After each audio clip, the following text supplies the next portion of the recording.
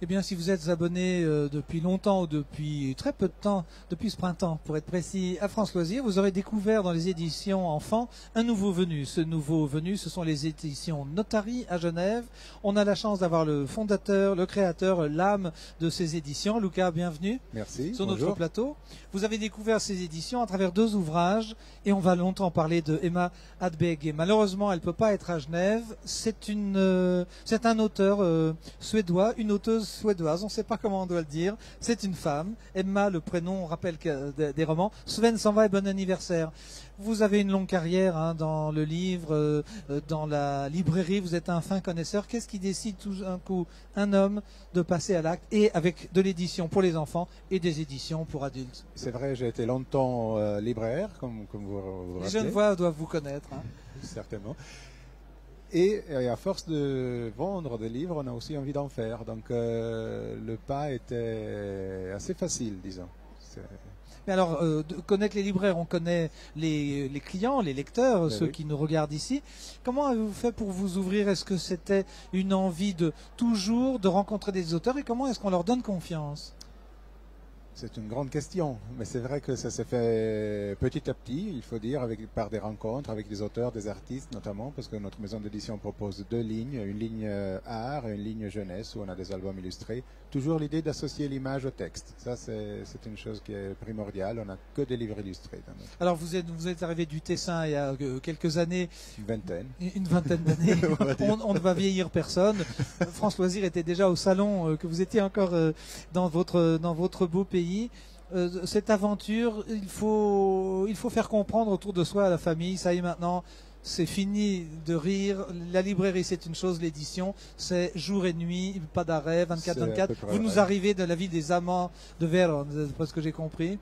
Oui, là, j'ai taché l'imprimeur encore hier et avant-hier, donc en Italie. Puis voilà, aujourd'hui, je suis là. Demain aussi. Parlons un peu de Emma Hadberg. Oui, ça se prononce Hadberg, je pense. Hadberg, quelque chose comme ça. Le A umlaut comme Angström, c'est complexe. Comment vous l'avez rencontré? Au fait, c'est une rencontre qui s'est faite par le livre qui existait déjà, Bon anniversaire, notamment en suédois. Mon épouse qui avait visité la foire de Bologne avait déniché ce titre. On avait évoqué la famille il y a 2 secondes, voilà. C'est bien ça, votre épouse travaille avec vous? Tout à fait, c'est elle qui sélectionne en particulier les livres pour enfants. Et c'était un des premiers qu'elle avait choisi. Elle avait beaucoup aimé et le côté illustration, mais aussi le côté texte, parce qu'il s'agit d'un livre qui nous raconte ce que ça veut dire que fêter un anniversaire, et qui le raconte aux enfants par les enfants. Est-ce qu'il y a une mission pédagogique et inconsciente que l'on a toujours, ou est-ce qu'on veut essayer de retrouver, c'est le cas pour votre épouse qu'on salue parce qu'elle va nous regarder sur le site, est-ce qu'il y a, c'est une chose manquée des livres qu'on aurait voulu voir quand on était plus jeune? Peut-être aussi, mais c'est vrai qu'on n'a pas forcément une vocation pédagogique avec nos livres. C'est plutôt l'idée de proposer de bons textes, de belles images aux enfants, en voici un. Eh ben voilà, quand on parle du loup. Hein. Évidemment que c'est pas évident, on a énormément de choix, on a énormément de propositions, donc dans ce cas précis, le travail d'Emma nous a plu beaucoup. Et ça nous a convaincus. Donc, on a commencé par Bon anniversaire, on a continué avec Sven s'en va. Alors, ce sont des illustrations. Je pense qu'il y a des aquarelles ou des gouaches d'origine très à plat, très simple. J'ai pas besoin de le montrer le livre parce que vous l'avez déjà acheté sur votre catalogue de France Loisirs. Si ce n'est pas fait, il faut courir parce que il y a du texte à lire. Oui, bien sûr.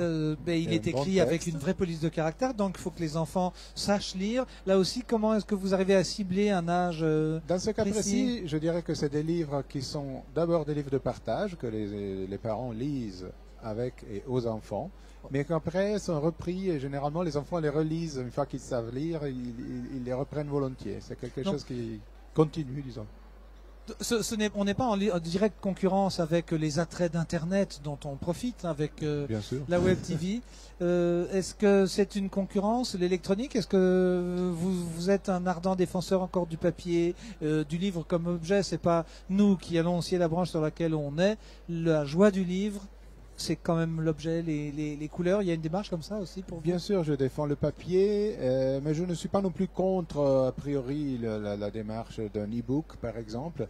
Mais c'est deux choses bien différentes. Les enfants sont très attirés par les écrans, par les jeux vidéo, par les petites choses électroniques de toutes sortes. Mais nous aussi, pour finir, on est assez séduits par ça. Mais je pense qu'il y a un espace pour deux. Voilà. Un espace pour tout.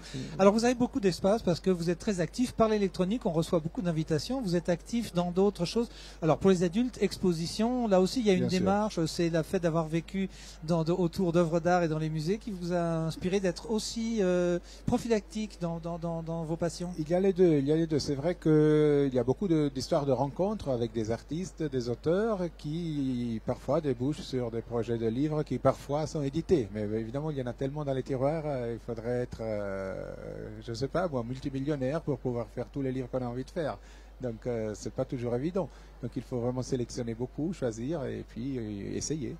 Et là, un salon comme celui-ci, ce sont des opportunités nouvelles. Vous nous faites l'amitié de passer quelques minutes. On parle de vos livres, mais vous allez rencontrer de nouveaux auteurs ou vérifier quel est le retour auprès des distributeurs. Ici, en effet, il y a des rencontres qui se font aussi sur les salons, mais c'est pas les conditions idéales pour déjà pour décider, parce que l'endroit est trop bruyant déjà, ne serait-ce que le bruit dans le sens ça ne s'entend pas général. Sur Internet. Donc, mais c'est vrai que le bruit dérange et pas seulement le bruit physique, donc mais c'est quelque chose qu'on n'a pas un moment de tranquillité pour pouvoir prendre une décision d'édition, évidemment.